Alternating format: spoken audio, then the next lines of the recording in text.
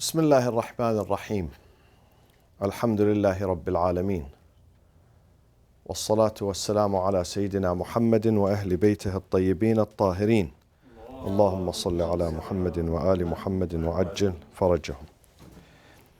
Okay, we said in the past that there is a difference between the evidence and the principle, the practical principle. Assalamu alaikum wa rahmatullah.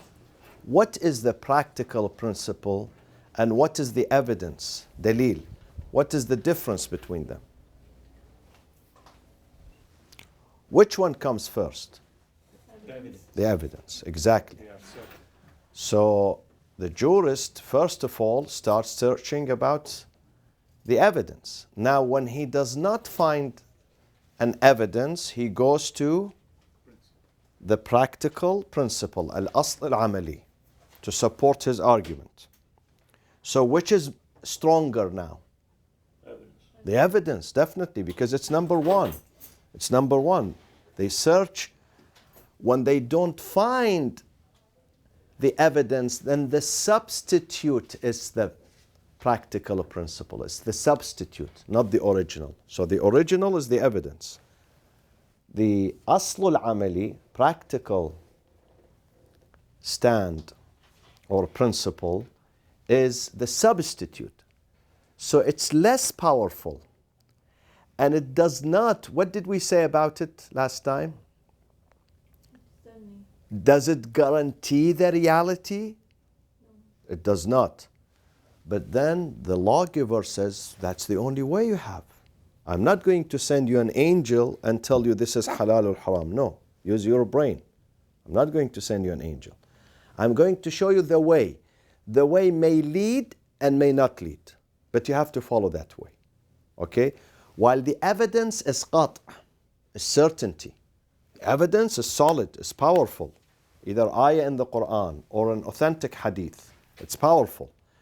While al-asl al-amali, it's not that powerful. It's the way. It could lead, it could not lead. It could take me somewhere else. But we do our best to reach our destination. So that's the difference between them. The evidence produces what? Certainty, yaqeen. But asl al-amali, does it produce yaqeen? No. Dhann, conjecture, dhann. Dalilun dhanni. It is an evidence, but a conjecture evidence, not a certain evidence. That's the difference between them. So now we have two types of derivations. Faqih uses two types of derivations. Derivation is istinbat. Derivation, what is derivation, my friends? How do you explain it in very simple term? What do we say about derivation? Derivation is to extract the law. Utmost effort. Yes. So when you are extracting the law, you are deriving it, and deriving it is derivation. So we have two types of derivations. One of them is based on what? Tahira. Evidence. Exactly, dalil. And the other is based on what? Usul, asl al-amali. So when there is no evidence, I still can derive the law, but not as powerful as the first one. Not, unfortunately. I have to use my brain, my calculations, because the evidence is, they bring it to you very clear, simple. Do this, don't do that. This is halal, this is haram. But asl al-amali, no, it's too complicated. What is an example of one asl, one practical principle? Give me an example of it. Exactly, bara'ah, the exemption. When I cannot prove this, okay, then Shara' says, Shara' lawgiver, he says, okay, you are exempted, you don't have to do this because there is no evidence. Or another one, versus what? But which one comes first? Bara'ah or ihtiyat? احتياط. Usually because they have to be more careful. They don't want to miss something. So احتياط, caution takes precedence over exemption. It comes first. So they call it al-asl al-awwali, the primary asl is احتياط, caution, while the bara'at is what? What do we call it, Tahira, the bara'at? Exactly. Al-asl al-thanawi, secondary. Very good. So now we are done with this. We have two types of derivations. Remember, one of them is based on evidence, dalil, al-qat'i, the certain evidence, not just evidence, certain. The second, when we don't have the certain evidence, we resort to al-asl al-amali. That is the second procedure. So we are done with this.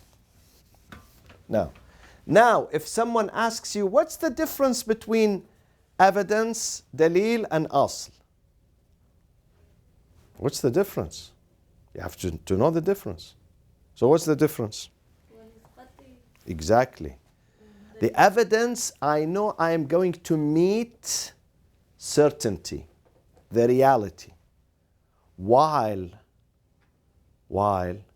because God says about siyam, kutiba alaykum as-siyam, you must fast. That's it.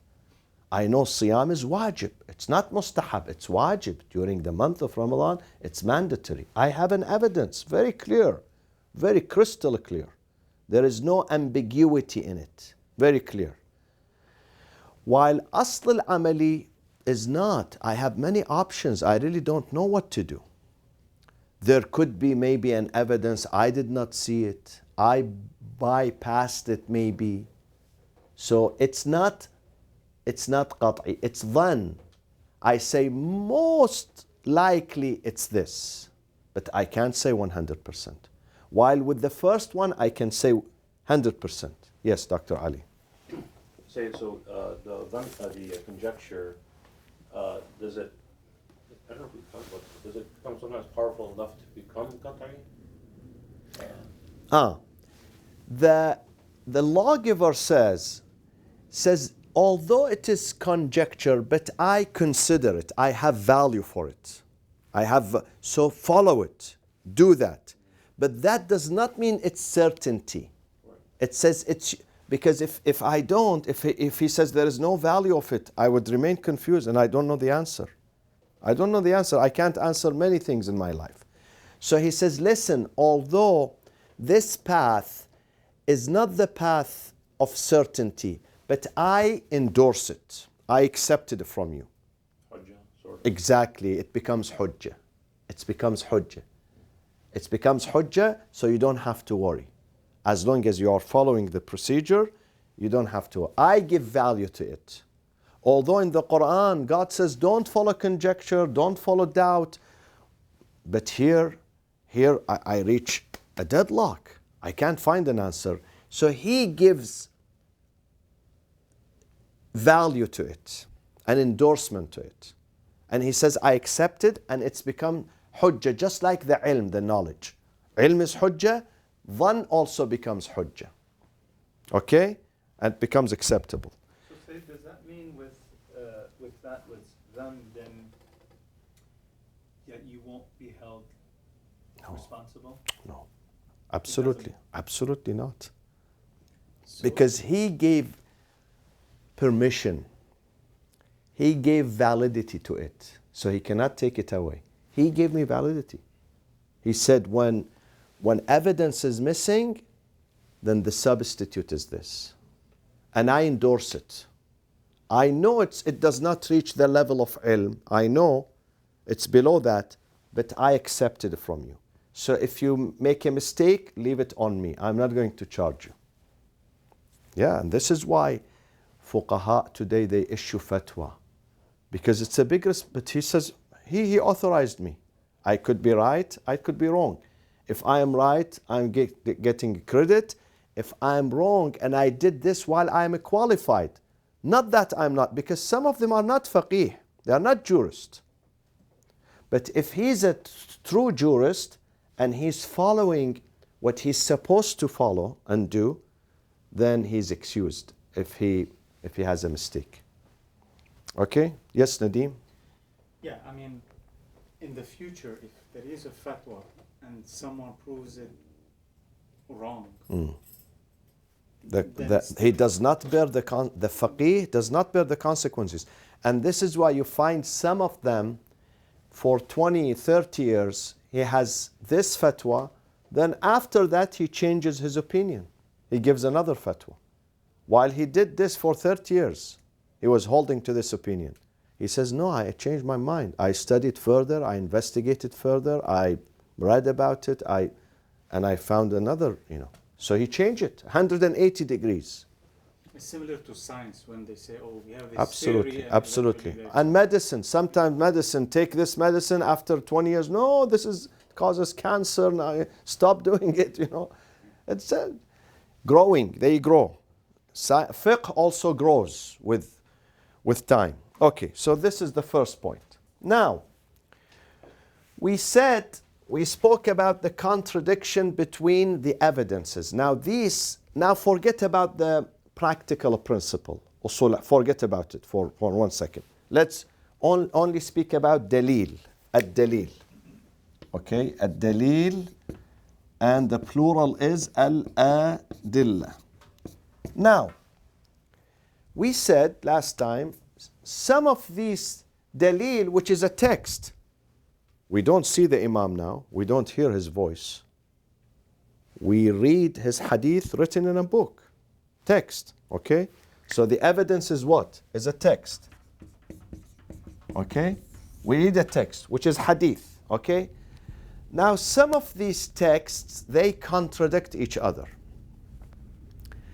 And these texts are verbal, lafzi, verbal, okay? Spoken, verbal. Now,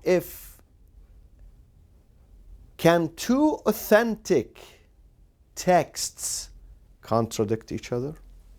No. We say no.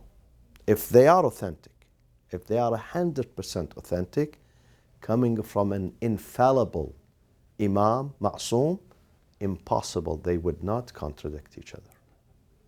There is something wrong somewhere, but they don't contradict each other. However, why then do we see contradictions sometimes? So one of them says, this is halal, do it. Then another hadith comes from the same ma'soom sometimes, not another ma'soom, the same ma'soom. He says to another student, he says, don't do it. We studied this. because it's specific. Exactly. One of them is definite and explicit.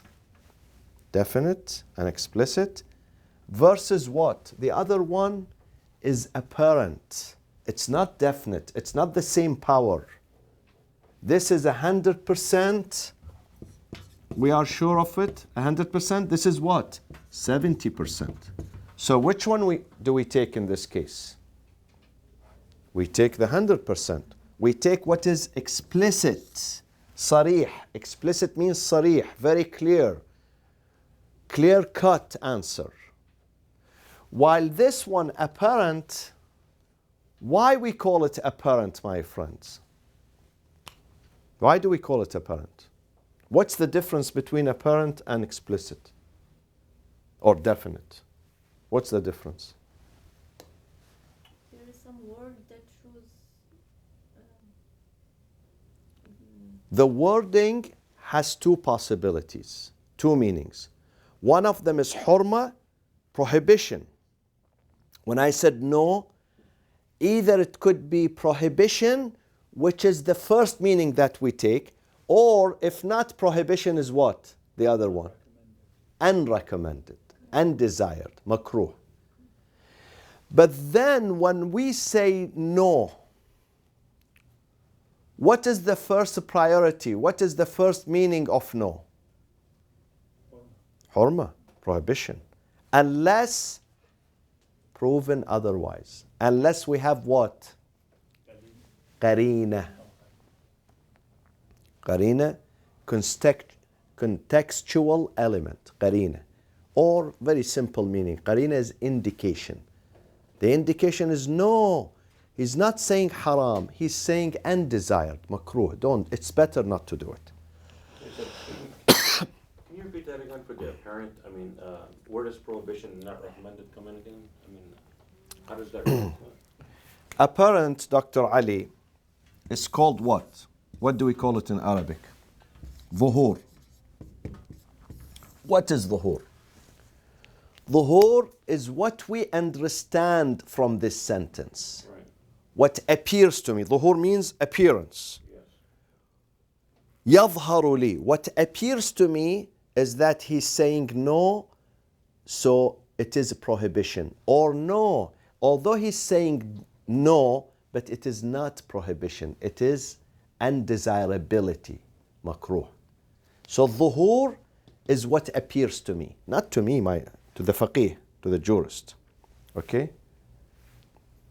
How did they derive that say? How did they know whether it's By comparing this to this, because they have to translate this as hurma, because here it says do, okay, here it says no, and they are both authentic, so we have to find a translation for them, an answer, because both are authentic. We cannot drop any one. This one is authentic, that one is authentic. However, this one, when we examine it, we come to the language.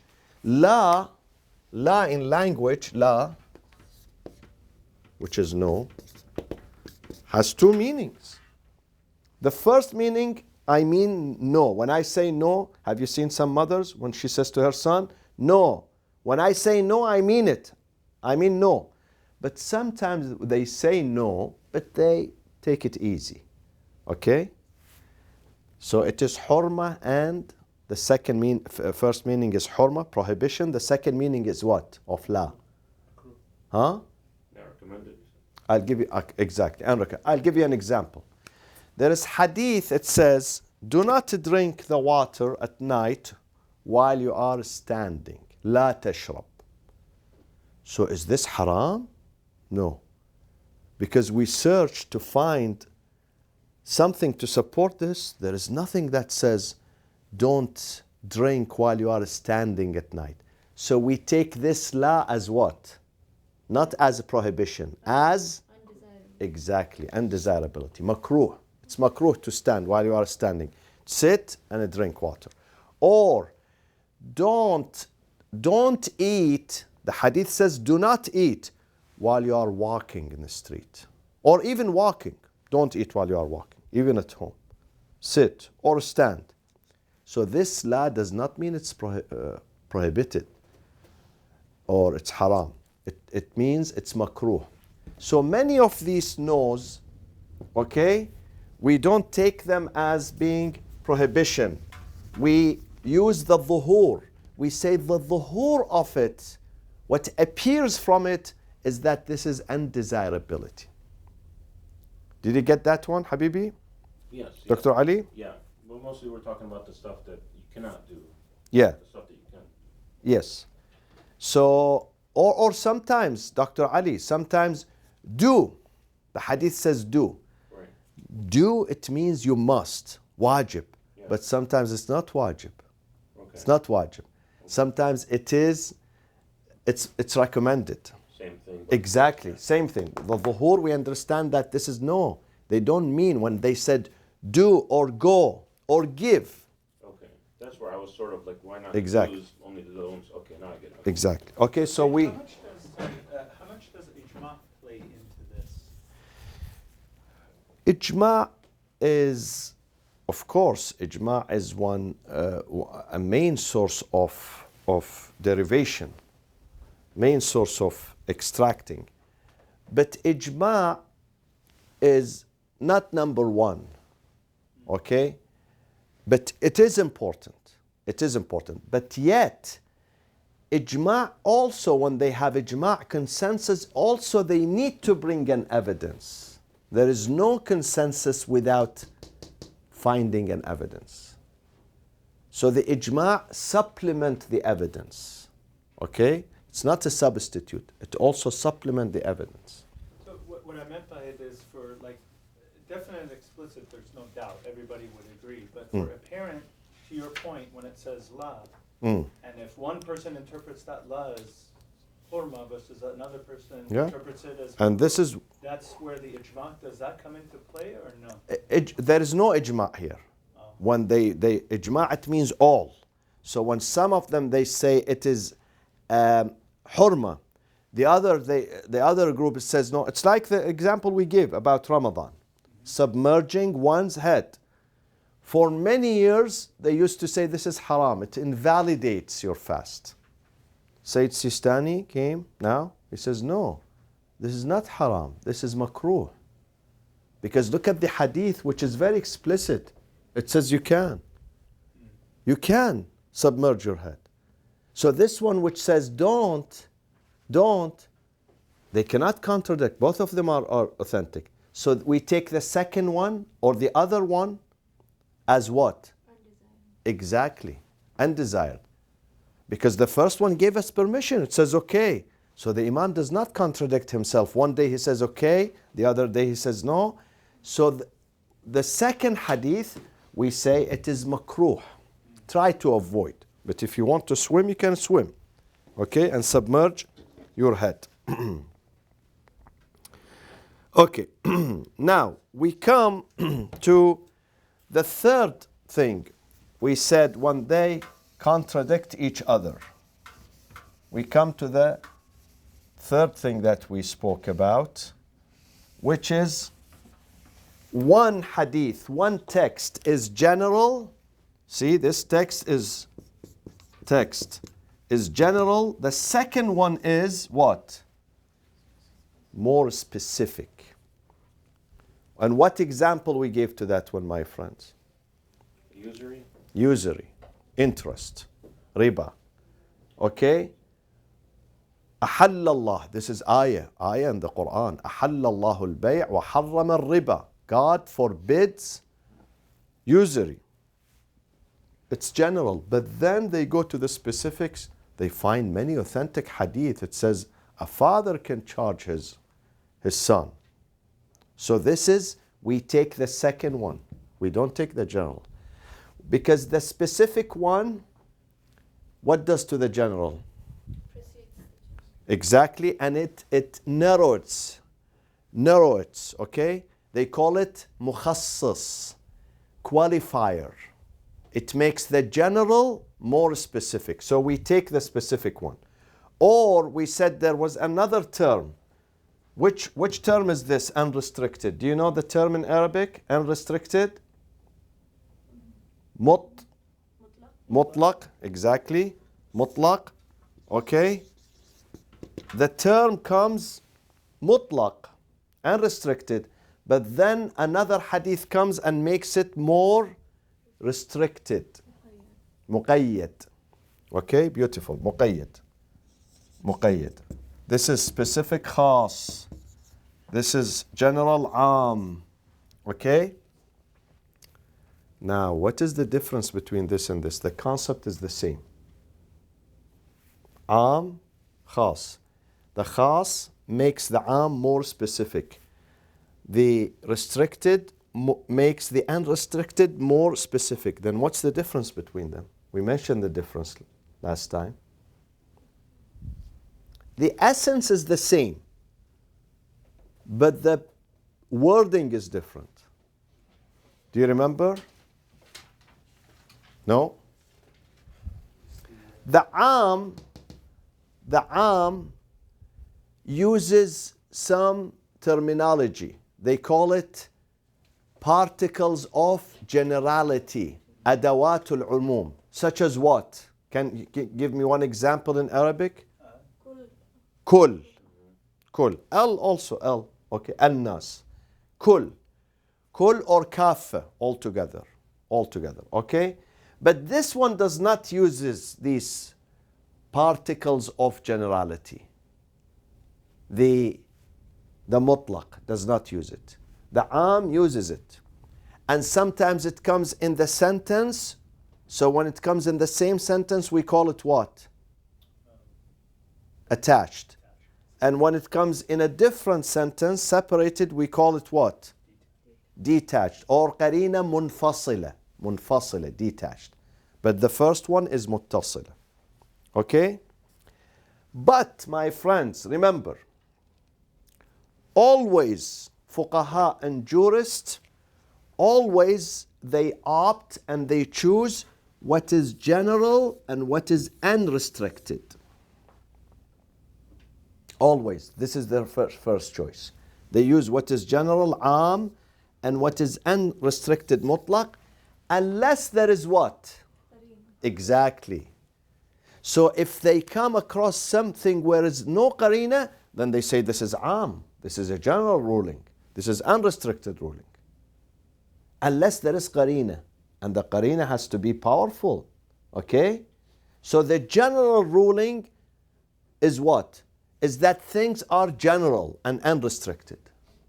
Okay? When I say to Dr. Amid, please, tomorrow feed the people. Then when he comes home, he should not think twice that Sayyid said only the Iranians, or probably only the Arabs, or only those who come to this mosque, only those who live in this neighborhood. No. He should not.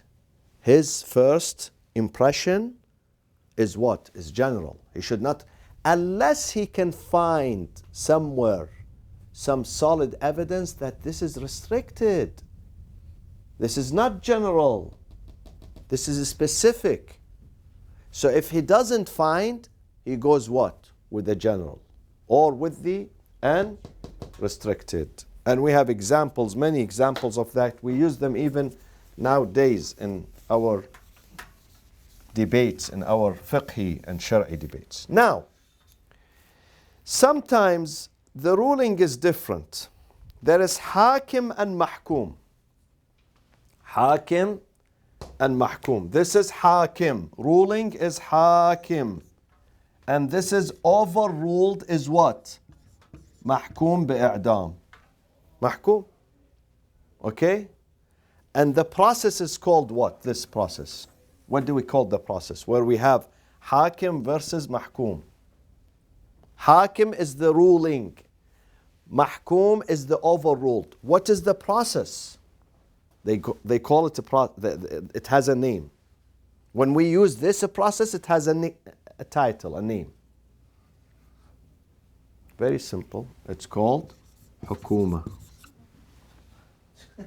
Hukuma. Okay? So what is hukuma? Hukuma is that, again, when the lawgiver, he says, I want you, all Muslims, all believers, I want you to do this thing. But then later on he comes, or at the same time, he says, this is only for those who are with this status. What is the example of that? Very clear and simple example. Tahira, Hajj. وَلِلَّهِ عَلَى النَّاسِ حِجُّ الْبَيْتِ. It is for God, the right of God upon us, an-nas, see, he used an-nas, all people. An-nas means umum, am, general. وَلِلَّهِ عَلَى النَّاسِ حِجُّ الْبَيْتِ. But then after that, what does he say? Only those who have. Exactly. He uses this. Those who have istita'a, which is the requisite means. Istita'a. Requisite means. Man istata'a ilayhi sabila. So it is true that he said in the beginning, all have to go to Hajj. But then, there is a certain condition, and that condition is what? Istita'a. That you are able. And the istita'a is what type? What are we talking about? The istita'a is what? Financial and physical. And also what? What else? Someone has money and he's in a good physical shape, but it's dangerous for him to go. He gets arrested, or he gets, let's say, robbed or raped or, whatever. Harassed. A lady, she gets harassed, let's say. So she does not have istita'a, although she has the money. But sometimes The istita'a is what? Is the visa. They don't give you visa. Sometimes the istita'a is the passport. I don't have passport. I don't have means of transportation. No airlines. No airlines, for instance. Okay? So this is hakim. Which one is hakim? The ruling that speaks about what? Hajj. Istita'a. The ruling that speaks about Hajj is overruled, mahkum. But the one that speaks about you have to be mustati' is ruling. Rules over this. شوف حبيبي Dr. Ali. We have وجوب الحج. وجوب الحج. That Hajj is wajib. Okay? There is a hadith that speaks about وجوب الحج. The second hadith speaks about al-istita'a, that it's wajib if you have istita'a, prerequisite. So this one, وجوب al-istita'a, specifies this. So istita'a becomes hakim over what? Over وجوب al-hajj. And وجوب al-hajj becomes mahkum.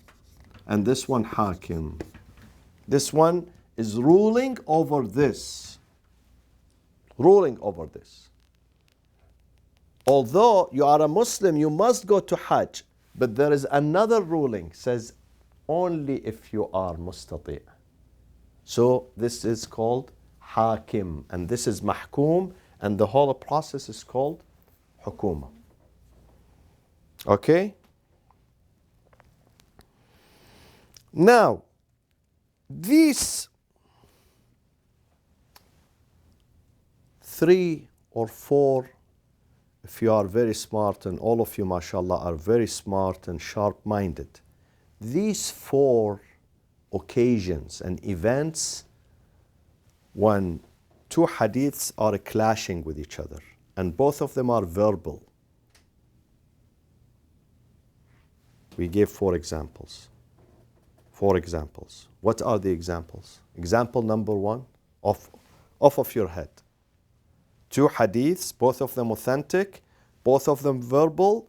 One says do, the other says don't do.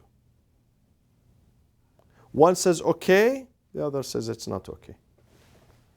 From the ones we discussed, Yeah, and the fasting, during fasting, exactly. So, but what was the clash between what? Do you remember? Between what? Between a hadith which was what? Tell me. Explicit. And versus what? Apparent. Good. This is first. The second, what was the second? Do you remember? Between the hadith that was and the one that specifies it. Specific. And between the one which was unrestricted and the one which was unrestricted is what? Is muqayyad. And this is mutlaq. Okay?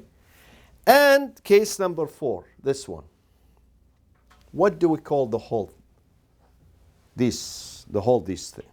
4 examples. What do we call them? There is a shared or a common title or expression that we use when we discuss these. Evidence? the contradiction between the evidence. I'll help you with the title. The title is, these are what? What do we call these things? What do we call them? Articles, principles. And what is the principle in Arabic? Don't mention its name. Usul. And sometimes usul and sometimes qa'ida. Okay? And the plural is qawa'id. Qawa'id. Qawa'id. I don't write the singular because I don't want to. Qawa'id, principles of al-jam'ul urfi. Al-jam'ul conventional conciliation. Conciliation. conventional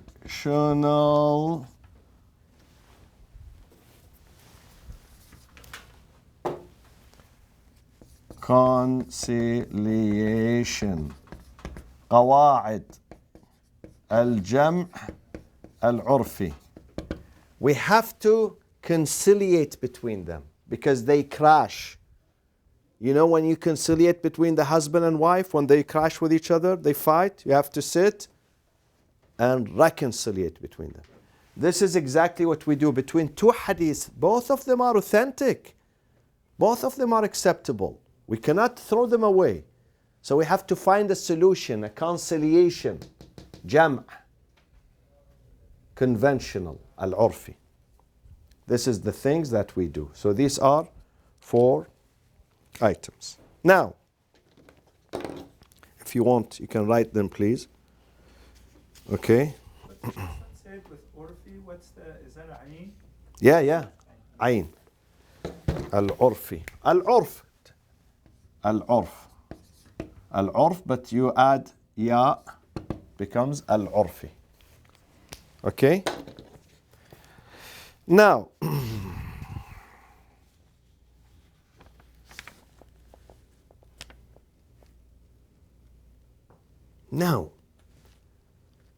we come to this scenario, which happens. 2 hadiths are powerful, authentic. Okay? And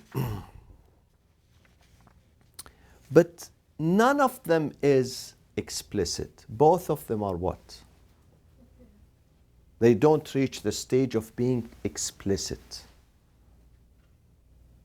They said it in a way that it has 2 meanings. Not just this one has 1 meaning. When it is explicit, it doesn't take another answer, another possibility.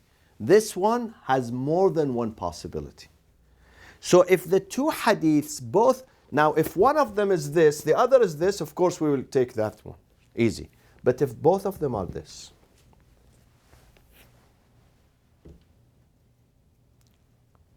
in this case, we don't use it. We don't use neither one of them. Yeah. You don't practice ihtiyat and go with the more rigorous? No. He says, and then there is no qarina also to say which one we have to take. Because sometimes the qarina comes, indication, it gives more leverage for one of them over the other. So we take that. We have qarina because I said I have qarina. Okay? Now there is no qarina, no indication, no contextual element there. To say that, well, this is a specific, this is restricted, that was general, that was, and that was. There is no qarina.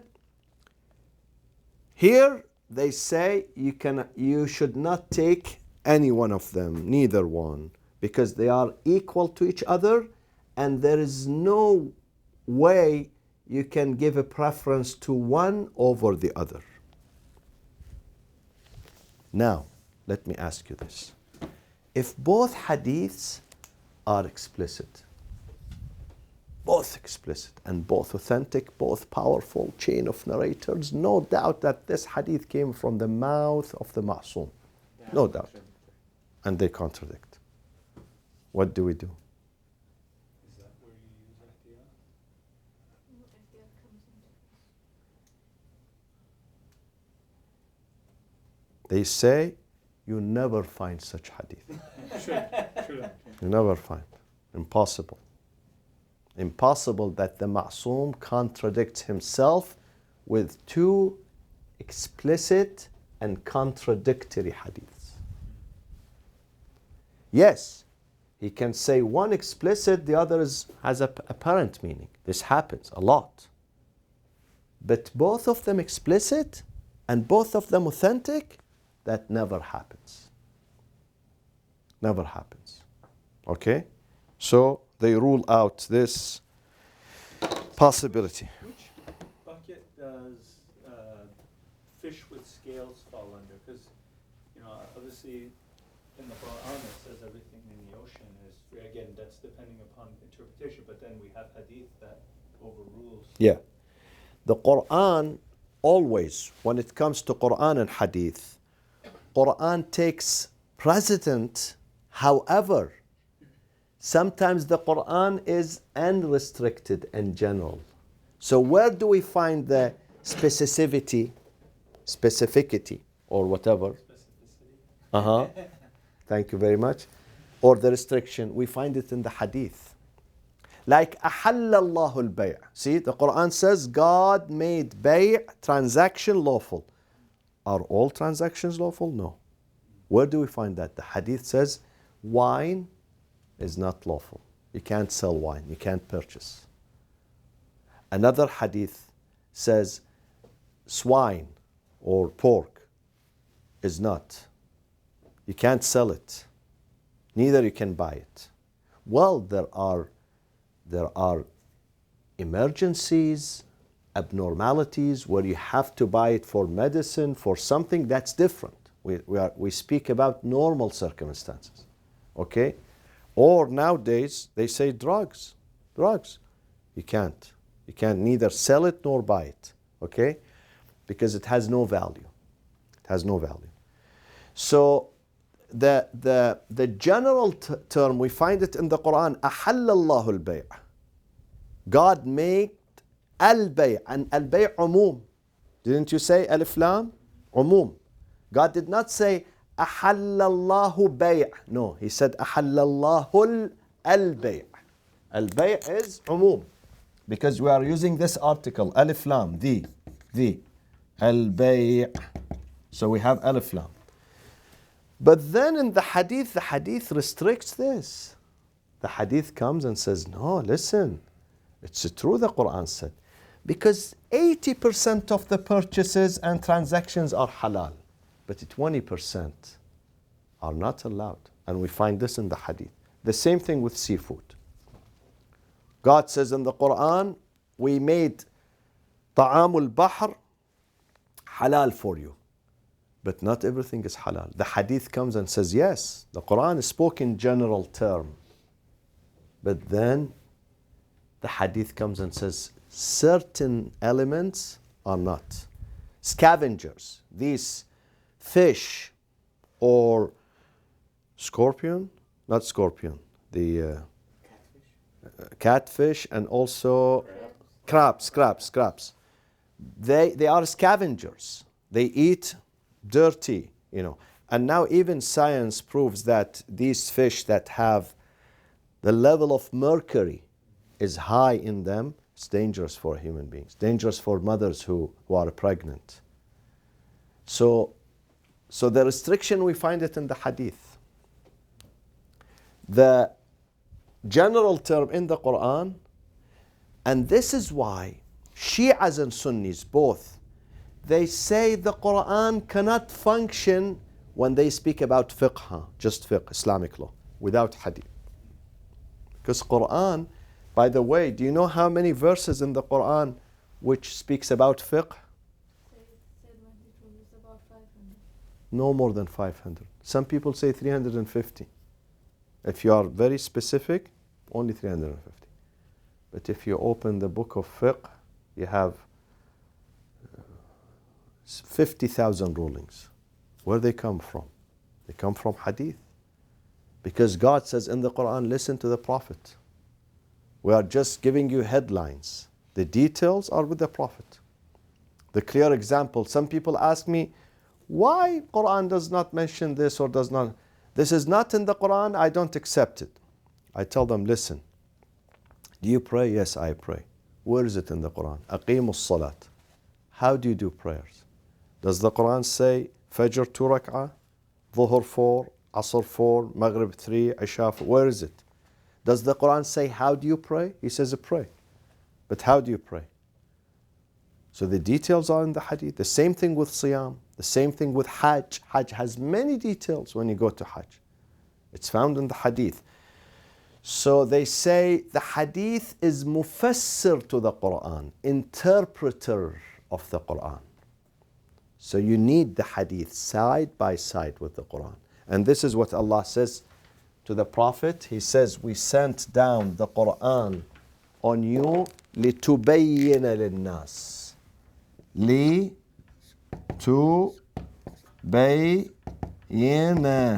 لتبين. To illustrate. تبين comes from what? Bayan. To illustrate. To clarify. Bayan means to clarify. So his job is clarification. Okay?